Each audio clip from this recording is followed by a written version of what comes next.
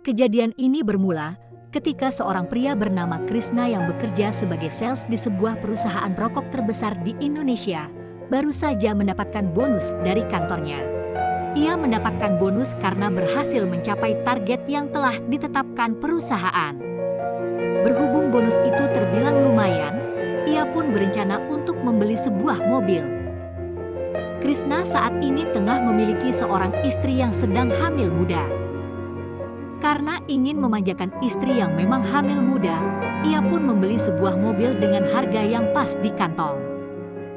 Dirinya berencana untuk membeli sebuah mobil dengan kondisi bekas agar bisa lebih murah dan dapat dibayar dengan cash. Singkat cerita, Krishna menemukan mobil yang pas di hati dan budget, yakni mobil Grand Livina berwarna abu-abu.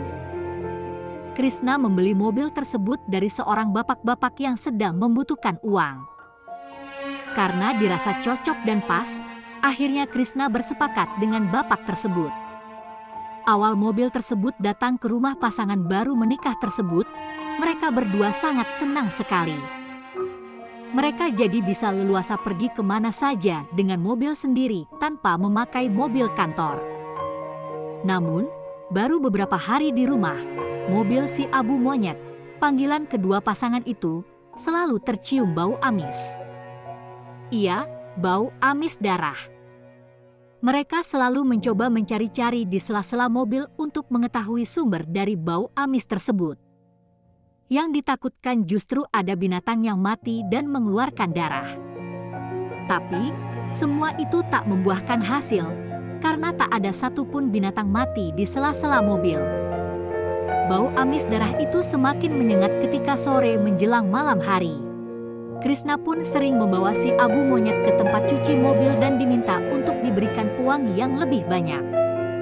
Namun tetap saja bau amis itu masih tercium ketika sudah sampai di rumah. Krishna pun sering membawa si Abu Monyet ke tempat cuci mobil dan diminta untuk diberikan uang yang lebih banyak. Namun tetap saja bau amis itu masih tercium ketika sudah sampai di rumah. Selain itu, jika mereka sedang mengendarai mobil di malam hari, selalu saja terdengar suara tangisan bayi, meski suaranya samar-samar. Meski tak begitu jelas, suara tangisan bayi itu cukup mengganggu mereka. Hingga akhirnya, Krishna berencana membawa mobil itu ke paranormal atau ke orang yang tahu menyelesaikan permasalahan mobil itu. Karena menurutnya, ini bukanlah permasalahan yang biasa terjadi. Tapi karena kesibukan pekerjaan, akhirnya rencana ke paranormal itu selalu diundur-undur. Sampai pada kejadian suatu malam Krishna harus pulang larut malam karena lembur di kantor sekitar pukul 1 dini hari. Sepanjang jalan pulang, ia terus mencium bau amis darah. Ketika jarak sampai ke rumah tinggal 3 km lagi, entah mengapa bulu kuduk Krishna terasa tegang. Sambil menyetir, Krishna membaca doa terus-menerus. Namun, suara tangisan bayi itu muncul lagi. Terdengar lebih jelas dan keras dari sebelumnya, dan akhirnya ia pun mulai curiga ada yang tak beres. Karena merasa ada yang tak beres, ia terus mengecek kaca spion untuk memastikan keadaan. Ketika ketiga kalinya Krishna melihat ke kaca spion, ada sosok wanita sedang menggendong bayi di jok belakang mobilnya. Ia sempat bertatap-tatapan sesaat, hingga akhirnya Krishna harus menginjak rem mobilnya dengan mendadak. Sontak, Krishna langsung keluar dari dalam mobil. Tapi karena waktu masih tengah malam, di luar pun sangat sepi sekali, hampir tak ada orang. Berkali-kali Krishna membaca doa dengan apa yang ia lihat. Dan ketika ia lihat lagi dari luar, di jok belakang mobil kosong alias tak ada siapa-siapa. Meski jarak rumah sudah semakin dekat, tetap saja ia bingung harus melanjutkan dengan mengenakan mobil tersebut atau tidak. Setelah menenangkan diri sejenak, Krishna akhirnya memutuskan pulang dengan mengendarai mobil. Sebelum masuk tak lupa ia membaca ayat kursi terlebih dahulu. Ketika memasuki mobil, Krishna melirik sekitar dalam mobil untuk memastikan tak ada siapa-siapa di belakang jok mobil. Dan memang kosong. Saat beberapa meter melaju, sosok perempuan pucat yang menggendong bayi itu muncul lagi di belakang Krishna. Bau amis bahkan semakin menyengat dari yang biasanya. Sontak, ia langsung membaca ayat kursi dengan diteriakan. Karena Krishna baru pertama kali melihat makhluk tak kasat mata, ia menyetir sambil gemetar dan hampir menangis. Keringat panas dingin keluar di sekujur tubuhnya. Dengan kekuatan gas yang luar biasa, ia langsung memarkirkan mobil tersebut di depan rumahnya tanpa dimasukkan ke garasi. Sesampai di dalam rumah, keringat dingin terus mengucur di tubuhnya. Ia mencoba langsung tidur tapi tak bisa karena terus dibayangi hantu gentayangan itu. Keesokan harinya, Krishna langsung demam tinggi sehingga istrinya pun bingung ketika suaminya harus pulang dengan buru-buru dan memarkirkan mobil dengan sembarangan. Krishna tak berani cerita karena istrinya yang sedang hamil muda. Ia takut jika istrinya nanti kepikiran sehingga Krishna beralasan ingin tidur lebih cepat karena ngantuk semalam itu. Setelah sembuh beberapa hari sakit, Krishna masih trauma untuk menaiki si abu monyet. Karena bau amis masih terasa, ia memutuskan untuk membawanya ke kiai yang bisa mencari solusi permasalahan itu. Krishna ditemani temannya untuk pergi ke kediaman Pak Kiai pada sore hari. Tapi sosok hantu gentayangan itu muncul dengan tiba-tiba di belakang jok. Karena kaget, Krishna akhirnya tak bisa mengendalikan mobil tersebut dan akhirnya kecelakaan masuk ke dalam jurang. Meski begitu, keduanya masih bisa selamat dan hanya mengalami luka lecet di tangan. Krishna segera meminta bantuan saudaranya untuk menginformasikan kondisinya itu. Tak begitu lama banyak warga yang melintas menolong Krishna dan temannya untuk ditenangkan. Menurut warga sekitar tempat itu memang sering terjadi kecelakaan tunggal dan Krishna adalah salah satunya. Entah karena apa. Tapi Krishna tidak cerita bahwa ia kecelakaan karena melihat penampakan di jok belakang mobilnya. Kemudian mobil derek datang dan membawa mobilnya. Krishna pun dijemput oleh saudaranya. Dan selama di mobil saudaranya membahas kenapa ia bisa kecelakaan di sana. Dirinya juga tanya temannya, apa dia melihat sosok penampakan di jok belakang mobil. Tapi katanya dia tidak melihatnya. Malah dia heran kenapa Krishna tiba-tiba kaget dan banting setir. Krishna pun jadi heran, mengapa hanya dirinya saja yang bisa melihat penampakan wanita itu. Setelah ia dan temannya diobati di RS, mereka pun langsung pulang. Krishna benar-benar kepikiran dengan mobil itu, hingga akhirnya ia memutuskan untuk secepatnya bertemu dengan Kiai Muhi. Dengan menggunakan mobilnya, ia akhirnya sampai di tempat Kiai Muhi. Beliau langsung mempersilahkan masuk. Dan tanpa basa-basi Krishna pun langsung menceritakan kejadian demi kejadian yang dialami Krishna. Kiai Muhi sebetulnya ingin mengecek langsung ke mobilnya, tapi berhubung mobilnya masih di bengkel, jadi niatnya diurungkan. Kiai Muhi bilang bahwa jika ada suatu benda yang dihuni makhluk halus, maka bisa jadi sebelumnya ada kejadian yang berhubungan dengan makhluk halus tersebut. Jadi, ia disarankan untuk menemui pemilik mobil ini sebelumnya. Sebelum pulang, mereka pun diberi beberapa botol air doa agar lebih tenang. Esok harinya sepulang Krishna dari kerja, ia pun langsung menemui pemilik mobil ini sebelumnya. Sebut saja namanya Pak Yahya. Dirinya mengutarakan maksud kedatangan dan menceritakan beberapa kejadian yang menimpa Krishna terkait mobil itu dan Pak Yahya kaget. Selama beliau memakai mobil itu, beliau tidak pernah merasakan atau menemui keanehan, apalagi sampai melihat penampakan. Beliau juga tidak pernah berlaku dan berbuat suatu hal yang janggal terhadap mobilnya sampai mobilnya dihuni makhluk halus tersebut. Karena tak menangkap kebohongan dari pernyataan Pak Yahya, Krishna jadi buntu, kenapa mobil yang dibelinya ada penunggunya. Setelah ngobrol panjang lebar akhirnya ia pun pamit dan Pak Yahya memberikan saran kalau mobilnya harus diruat atau dibersihkan dari makhluk tak kasat mata. Seminggu setelah pertemuan dengan Pak Yahya, Krishna mendapat telepon dari orang bengkel. Katanya, karyawan bengkel di sana sering mendapati seorang wanita sedang duduk menggendong bayinya di jok belakang mobilnya. Mereka pada ketakutan dan baru sekarang ini mengalami kejadian seperti ini. Krisna pun langsung berkoordinasi dengan Pak Yahya agar proses ruat mobil ini dipercepat saja.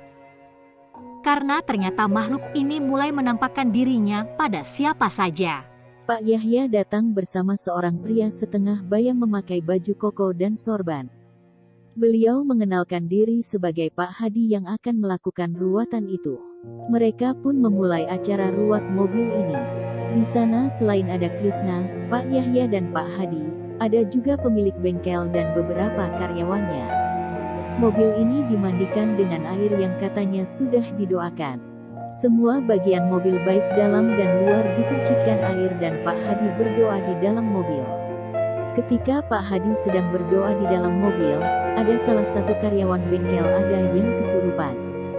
Dia langsung terjatuh begitu saja dan tiba-tiba berteriak, "Jangan usir kami! Jangan usir kami!" Sontak, orang-orang yang ada di sana semuanya kaget dan takut. Pak Hadi langsung keluar dari mobil dan langsung memegang ubun-ubun orang yang kesurupan tadi. Beliau langsung bertanya, "Ini siapa?" "Saya Reni." "Kamu yang ada di dalam mobil ini?" "Iya," katanya sambil menangis. "Kenapa kamu tinggal di mobil?" "Karena saya meninggal di sana bersama bayi saya," jawabnya. "Kamu meninggal kenapa?" "Huhuhu, Doni, Doni, Doni." Orang yang kesurupan itu malah menangis dan menyebut nama Doni. Entah siapa Doni itu, Krisna tidak kenal, tapi raut muka Pak Yahya jadi berubah. Beliau seperti kaget dan gugup. Entahlah, Krisna pun bertanya pada Pak Yahya, "Bapak kenal dengan yang namanya Doni?" "Itu anak saya," ujar Pak Yahya dengan muka pucat pasi. Ternyata Pak Yahya punya anak namanya Doni yang masih sekolah SMA kelas 3. Wah, Krisna pun kaget dibuatnya. Sedangkan arwah Reni ini tidak mau disuruh meninggalkan mobil tersebut karena katanya dia nyaman ada di sana. Dia malah menangis dan terus menangis. Pak Hadi yang berusaha untuk memindahkan arwahnya seperti kewalahan. Beliau terlihat capek sekali. Krisna dan Pak Yahya akhirnya mengambil keputusan untuk mencari tahu dari Doni. Mungkin Doni tahu seseorang yang bernama Reni. Akhirnya mereka sudahi ruat mobil ini. Ia langsung ikut Pak Yahya pulang ke rumah beliau untuk bertemu dengan Doni. Kebetulan Doni sedang ada di rumah jadi mereka bisa langsung bertanya padanya. Ketika mereka menanyakan nama Reni pada Doni, reaksi Doni langsung kaget dan pucat pasi. Pak Yahya langsung curiga melihat reaksi Doni. Krisna pun begitu. Jadi mereka desak Doni untuk menceritakan siapa Reni ini sebetulnya. Ternyata Reni ini adalah pacar Doni. Mereka sudah berpacaran cukup lama dan gaya berpacaran mereka bukan hanya sekedar pacaran biasa. Pacaran mereka sudah melewati batas dan akhirnya Reni hamil. Awalnya Doni bersedia bertanggung jawab atas kehamilan Reni. Tapi Doni berjanji akan menikahi Reni jika sudah lulus ujian SMA. Dan Reni pun menyanggupinya. Walaupun Reni harus menunggu dan menutupi perut buncitnya dulu. Tapi malam itu Reni minta tolong pada Doni bahwa dia merasakan mulas. Dia sepertinya akan melahirkan. Jadi minta tolong Doni untuk menjemputnya. Doni pun menjemput Reni ke rumahnya dan rencananya akan mengantar Reni ke klinik bersalin. Doni menjemput Reni menggunakan mobil si abu monyet yang saat itu masih milik ayahnya. Sebelumnya, Reni ini hanya tinggal bersama ayahnya. Sedangkan ibunya sudah meninggal. Jadi karena ayahnya sibuk bekerja, dia tidak sadar dengan perubahan fisik anaknya. Reni pun sedemikian rupa menutupi kehamilannya selama di sekolah supaya tidak ada yang curiga. Selama di perjalanan menuju klinik, Reni merasakan sakit mulas di perutnya. Doni dan Reni pun panik, mereka tidak tahu harus berbuat apa. Tapi tiba-tiba pikiran jahat berkelebat di pikiran Doni. Dia langsung membekap mulut Reni sampai Reni kehabisan napas. Reni pun meninggal saat itu juga sedangkan bayinya waktu itu masih hidup. Bayinya laki-laki, namun karena setan sudah menguasai pikiran Doni, maka bayi tidak berdosa itu pun menjadi korban kebiadaban Doni. Karena takut perbuatannya diketahui oleh orang lain, maka Doni membuang jasad Reni di jurang di suatu tempat malam itu juga. Doni merasa perbuatannya aman-aman saja dan tidak ada yang mengetahuinya. Ketika mendengar cerita lengkap dari Doni anaknya, Pak Yahya langsung emosi dan memukul Doni. Dia langsung bersumpah bahwa Doni harus mempertanggungjawabkan perbuatannya. Saat itu Doni langsung sujud di kaki ayahnya. Doni mengaku salah dan khilaf. Krishna pun yang mendengarnya hanya bisa geleng-geleng kepala. Bahwa pergaulan anak muda zaman sekarang memang benar-benar sudah di luar batas. Mereka tidak memikirkan risiko atas perbuatan mereka. Pak Yahya pun mendesak Doni untuk menunjukkan di mana dia membuang jasad Reni. Keesokan harinya setelah mereka laporan ke polsek terdekat dan ditemani beberapa anggota kepolisian dan langsung menuju jurang yang dimaksud oleh Doni. Ternyata jurang yang dimaksud Doni adalah jurang di mana tempat Krishna kecelakaan. Mungkin di kecelakaan Krishna kemarin, Reni ingin menunjukkan jasad dirinya padanya. Tapi waktu itu dia tidak melihat sekeliling. Ternyata, jasad Reni ditemukan sudah membusuk saat itu juga beserta jasad bayi yang dilahirkannya. Mereka ditemukan tertutup daun-daun kering di dasar jurang. Begitulah jika setan sudah merasuki jiwa seseorang. Untuk menutupi kesalahannya, dia melakukan kesalahan lain yang lebih fatal. Akhirnya Doni dipenjara untuk mempertanggungjawabkan perbuatannya. Sedangkan nasib mobil si Abu Monyet sampai saat ini masih dihuni oleh Reni. Sampai saat ini, jika Krishna sedang menyetir malam-malam masih suka terdengar suara tangisan bayi di mobil itu dan bau amis masih suka tercium. Cerita ini hanya Krishna yang tahu dan sengaja tak memberitahu istrinya karena dia sangat penakut. Kejadian pembunuhan Reni terjadi seminggu sebelum mobil ini Krishna beli. Jadi mungkin wajar saja jika Pak Yahya tidak merasakan keganjilan seperti yang dia rasakan.